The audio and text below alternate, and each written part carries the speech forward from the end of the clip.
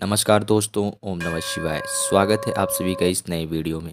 ओम नमः शिवाय, जय श्री शिवाय, नमस्तुभ्यम, हर हर महादेव। सावन का आखिरी दिन, सावन के आखिरी दिन का बहुत ही दुर्लभ विशेष उपाय है और सावन की आखिरी पूर्णिमा भी है। तो यानी सावन के आखिरी दिन पर, सावरणी पूर्णिमा तिथि के दिन पर 5-5-5 वाला यह बहुत ही छोटा अद्भुत सा विशेष उपाय है। बहुत ही पावन, बहुत ही पवित्र और बहुत ही शुभ दिन है, विशेष दिन है सावन का आखिरी दिन। साथ ही साथ सावरणी पूर्णिमा और इससे भी बड़ा तो बात यह है कि रक्षाबंधन का दिन है और सावन का सोमवार है अंतिम का दिन। तो सावन का सोमवार दिन सावरणी पूर्णिमा का दिन है, रक्षाबंधन भी है। और सबसे विशेष है कि सोमवार और रक्षाबंधन है, तो बहुत ही ज़्यादा लाभदायक और दुर्लभ आप सभी के लिए यह दिन रहेगा, जिस दिन हम सभी को 5-5-5 वाला यह छोटा-सा अद्भुत विशेष उपाय अवश्य रूप से करना चाहिए। तो कैसे करेंगे, किस क्रिया अनुसार करेंगे, चलिए जानते हैं और समझते हैं। लेकिन प्लीज़ उससे पहले वीडियो को लाइक अवश्य रूप से करिएगा। यदि आप चैनल पर नए हैं तो चैनल को सब्सक्राइब ज़रूर रूप से करें। तो हम बात करते हैं इस वीडियो में सावन सोमवार के अंतिम दिन की, यानी कि अंतिम सावन सोमवार भी रहेगा। जो हमारा ये सोमवार रहेगा, ये अंतिम सावन सोमवार है। सावन का अंतिम दिन भी रहेगा, पूर्णिमा तिथि रहेगी और साथ ही साथ रक्षाबंधन भी है। तो इस विशेष दिन पर हम कुछ छोटे से उपाय कर सकते हैं, विशेष रूप से मनोकामना पूर्ति के। तो पहले उपाय की हम बात करते हैं, तो ये जो उपाय है हमारे सभी 5-5 वाले उपाय हैं। तो किस प्रकार से हमें 5 संख्या की इस दुर्लभ 5 संख्या जो है, इस 5 दुर्लभ संख्या का प्रयोग करते उपाय करेंगे। हम लेंगे 5 बेलपत्री, जो कि कहीं से भी कटी-फिटी या खंडित नहीं होनी चाहिए।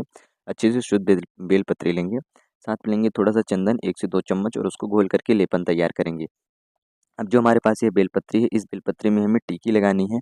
तो हम तीनों पत्तियों में यहाँ पर भी एक बड़ी सी टिकी लगाएँगे लाल चंदन से। साथ ही साथ इस पत्ती में भी लगाएँगे और इस पत्ती में भी लगाएँगे। हम सभी को इन तीनों पत्तियों में टिकी लगा देनी है, अच्छी-सी, बड़ी-सी। क्या नाम लेते हुए? श्री शिवाय नमस्तुभ्यम में ओम नमः शिवाय का जाप करते हुए इस प्रकार से हम लेपन लगाएँगे। कितनी पत्तियों में लगा रहे हैं? हम 5 पत्तियों में लगा रहे हैं, इस बात का विशेष रूप से ध्यान रखिएगा। पाँचों पत्तियों की तीनों पत्तियों में लगाएँगे। 5 बेलपत्री ले रखी है। अब लगा लिया, इसको ले जाकर के आप भगवान शिव जी के मंदिर पहुँचेंगे। सुबह से लेकर के संध्या तक में कभी भी कर सकते हैं। विशेष जो समय रहेगा, सबसे उत्तम समय रहेगा, वह रहेगा आप सभी का प्रदोष काल का समय। तो प्रदोष काल के समय पे भगवान शिव जी के समक्ष पहुँच करके वहाँ पर जाएँगे, तो जो आपके पास 5 बेलपत्रियाँ हैं, यह 5 बेलपत्रियाँ आप सभी को विश्वकर्मेश्वर महादेव जी का नाम लेना है। क्या नाम लेना है? विश्वकर्मेश्वर महादेव जी का नाम लेते हुए इन पाँचों बेलपत्रियों से आप सभी को शिव जी की शिवलिंग का श्रृंगार कर देना है। यानी जिस दिशानुसार चाहें तो आप दिशानुसार बेलपत्री की जो मुख्य रख सकते हैं, परंतु सजाते हुए आप सभी को 5 बेलपत्रियों से श्रृंगार कर देना है। अपनी इच्छा मनोकामना को मन में स्मरण करते हुए, भगवान शिव जी से मन ही मन प्रार्थना करते हुए आप सभी को अपनी इच्छा मनोकामना के लिए, अपने किसी भी कार्य के लिए पूर्ति के लिए प्रार्थना अर्चना करते हुए विश्वकर्मेश्वर महादेव जी का नाम लेकर के 5 बेलपत्रियाँ समर्पित कर देनी है। यहाँ पर ध्यान दीजिएगा, जो ये आप क्रिया कर रहे हैं प्रदोष काल के समय पे कर रहे हैं और सावन का अंतिम सोमवार, सावन के अंतिम सोमवार पे अंतिम दिन पर पूर्णिमा तिथि के इस रक्षाबंधन के पावन अवसर पर यदि आप ये उपाय करते हैं, तो आप अपने भाई के लिए भी विशेष रूप से कोई इच्छा मनोकामना यदि मांगना चाह रहे हैं, तो वह भी मांग सकते हैं, क्योंकि यह उपाय विशेष रूप से भाई को समर्पित होती है। इस उपाय से यदि आप चाहते हैं कि मैं अपने भाई के लिए, सभी बहनों से निवेदन है कि अपने भाई के लिए कुछ करना चाहती हैं, उनकी कोई कार्य को पूरा करना चाहती हैं, तो उनके लिए भी प्रार्थना अर्चना कर सकती हैं। सबसे ज़्यादा यह उपाय कार्य सिद्ध रहेगा भाइयों के लिए, क्योंकि सावन का अंतिम दिन सोमवार का दिन है। तो आप सभी बहनें इस सोमवार के दिन पे और इस अंतिम दिन पे विशेष रूप से यह क्रिया अवश्य करिएगा। बात करते हैं हम अपने दूसरे उपाय की। तो जो हमारा दूसरा उपाय है, यह 2 लोटे जल का है और साथ में 5 बेलपत्रियाँ ले सकते हैं, या फिर हम 1 बेलपत्री भी ले सकते हैं। तो आप इसमें 1 से 5 तक कितनी बेलपत्रियाँ चाहे ले सकते हैं। तो बेलपत्री लेंगे, 2 लोटा शुद्ध जल लेंगे, उसको लेकर के पहुँचेंगे भगवान शिव जी के मंदिर में।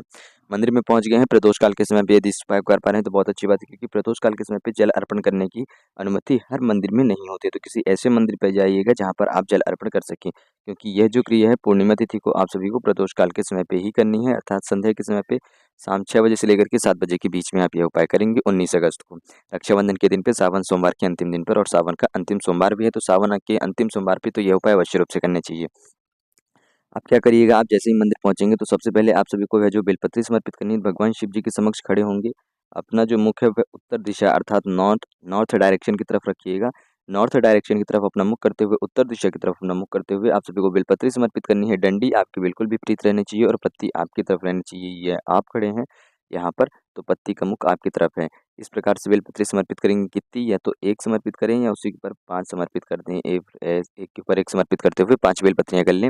जब समर्पित करेंगे उस वक्त भी आपको क्या नाम लेना है?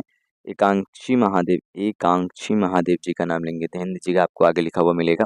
और फिर यह 2 लोटे शुद्ध जल अपनी दोनों हथेलियों में एक साथ लेते हुए आप सभी को समर्पित कर देना है एकांक्षी महादेव का, यानी कि आपकी ऐसी कोई एक विशेष इच्छा मनोकामना है। ध्यान दीजिएगा, कभी-कभी हम क्या करते हैं ना, कि एक मनोकामना के साथ-साथ कई सारी और भी कामनाएँ लपेट करके भगवान शिव जी से हम मनोकामना के रूप में माँग लेते हैं, उनसे विनती प्रार्थना याचना कर लेते हैं, तो ऐसा नहीं करना है। हमें केवल और केवल एक मनोकामना मांगनी, कोई भी ऐसी विशेष इच्छा मनोकामना हो, कोई भी कार्य हो, किसी भी काम से संबंधित हो, किसी भी चीज़ से संबंधित हो, कोई भी ऐसी विशेष कोई एक मनोकामना जो आपको लगती हो, ये मेरी बहुत ज़्यादा महत्वपूर्ण है, बहुत ज़्यादा ज़रूरी है अभी फ़िलहाल के समय पे, तो उसके लिए प्रार्थना याचना करते हुए एकांक्षी महादेव का क्या आपकी जो भी कांक्षाएँ हैं वह पूरी हो, आपकी ऐसी कोई भी एक आकांक्षा है वह पूरी हो। इस प्रकार से आप मन में प्रार्थना याचना करते हुए एकांक्षी महादेव जी का नाम लेकर के 2 लोटा शुद्ध जल समर्पित कर देंगे एक साथ। आपकी वो विशेष इच्छा मनोकामना सावन के इस अंतिम सोमवार पर, सावन के इस अंतिम दिन पर, सावन की इस सावर्णी पूर्णिमा तिथि पर, सावन के इस रक्षाबंधन के दिन पर आपकी वह सारी इच्छाएँ मनोकामनाएँ परिपूर्ण होंगी। देखिए आपको कितने शुभ जो समय है, शुभ संयोग है वह गिना दिए। सावन का अंतिम सोमवार, सावन के आखिरी दिन पर, सावन की श्रावणी पूर्णिमा है। और इस पूर्णिमा पर पड़ रहा है सोमवार, साथ ही साथ इसी सोमवार पे आप सभी का रक्षाबंधन भी पड़ रहा है, तो विशेष है सावन का सोमवार, वह भी सावन का अंतिम सोमवार पे ही दोनों चीज़ें आ रही हैं, पूर्णिमा और रक्षाबंधन आनी ही थी, परंतु सोमवार का दिन निश्चित नहीं था कि आएगा कि नहीं आएगा। इस बार आया है, तो यह जो समय है, यह जो संयोग है, बहुत ही दुर्लभ और बहुत ही लाभदायक संयोग है, तो ज़रूर रूप से इस उपाय को करिएगा। यहाँ पर हमारा दूसरा उपाय समाप्त होता है। बात करते हैं अपने तीसरे उपाय की, किसी भी कार्य को सिद्ध करने के लिए, साथ ही साथ हमारे घर में शांति बनाए रखने के लिए या फिर हमारे घर में सुख शांति समृद्धि ऐश्वर्य कीर्ति की प्राप्ति के लिए, ऐश्वर्य कीर्ति के आशीर्वाद के लिए हम सभी चंद्रदेव जी का आशीर्वाद तो लेते ही लेते हैं। सूर्यदेव जी को जल समर्पित करते हैं तेज के लिए, उन्नति के लिए, एक नई चमक, एक नई ऊर्जा के लिए। ठीक उसी प्रकार से हम सभी चंद्रदेव को भी जल अर्पित करते हैं कुछ कुछ विशेष तिथियों पर, घर में सुख शांति समृद्धि बनी रहे इसके लिए। तो हम सभी क्या करेंगे कि सावन के इस अंतिम सोमवार के, सावन के इस अंतिम दिन, सावन के अंतिम दिन के सोमवार पर, सावर्णी पूर्णिमा पर हम यह छोटा सा उपाय करेंगे।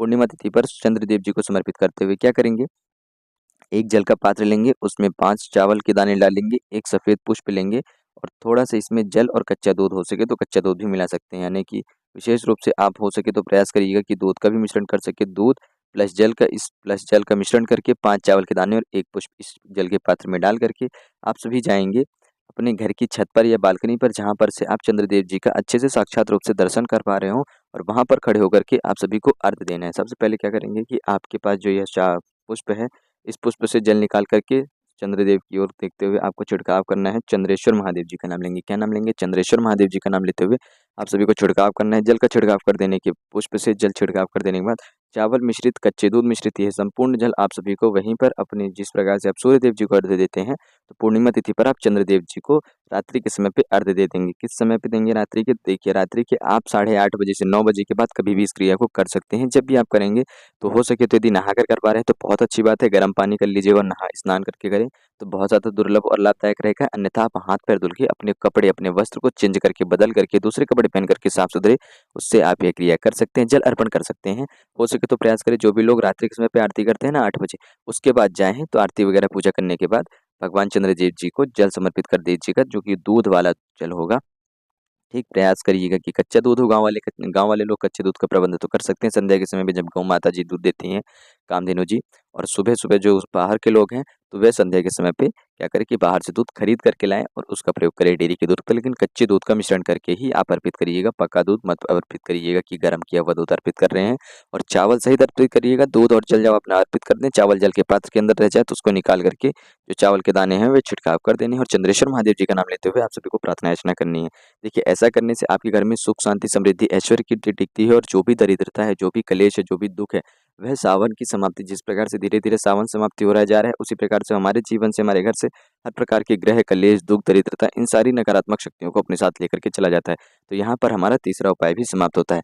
तो किन तरीकों से, किन विशेष तरीकों से, किन विशेष खास तरीकों से उपाय जो ऐसे थे कि जो हम सभी को करने थे, और सावन के इस अंतिम दिन पर, सावन के आखिरी दिन पर, सावन के आखिरी दिन सोमवार पर, पूर्णिमा तिथि पर हम सभी ये उपाय कर रहे थे। विशेष रूप से ये सारे के सारे उपाय 5-5 वाले उपाय थे। तो कैसे करना था हम सभी को अपने जीवन में किसी भी कार्य की मनोकामना पूर्ति के लिए 5-5 वाला यह उपाय सावन के आखिरी दिन पर, सावन की इस रक्षाबंधन पर हम सभी ने बहुत ही सरल और बहुत ही सहज रूप से जानने और समझने का प्रयास किया। यदि कुछ प्रश्न हो तो अवश्य पूछिएगा। जय श्री शिवाय नमस्तुभ्यं, हर हर महादेव, ओम नमः शिवाय।